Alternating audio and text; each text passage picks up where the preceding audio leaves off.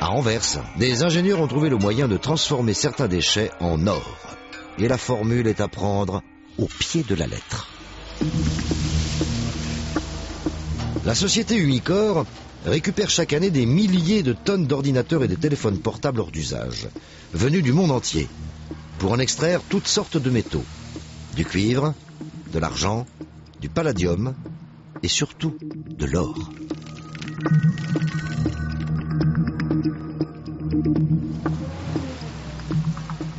Nous traitons plus ou moins 30 000 tonnes de déchets électroniques, des cartes mères, des GSM, des composants, des connecteurs, tout ça. Si on prend des connecteurs ici, les points de connexion sont dorés, alors il y a de l'or dedans, c'est assez facile pour reconnaître ça. Les ingénieurs d'Umicore ont développé des technologies complexes pour récupérer les métaux, tout en minimisant les risques. Leurs secrets industriels sont jalousement gardés. Après tout, ils valent de l'or.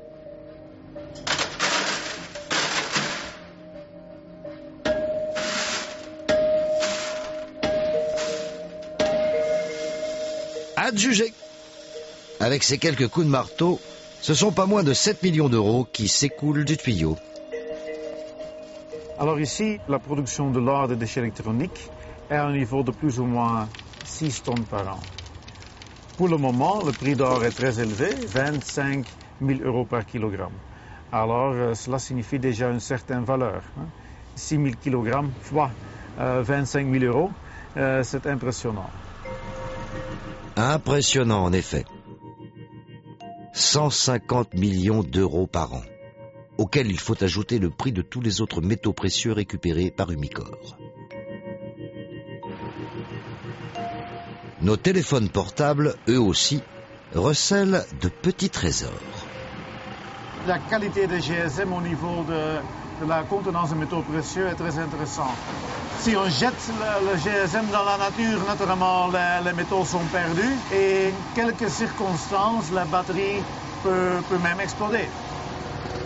La récupération limite donc les risques pour l'environnement. Et elle a un autre avantage. Le filon des appareils usagés ne risque pas de se tarir. Si on ne fait pas le recyclage, à long terme ou à mi-terme, quelques ressources de métaux seront épuisées.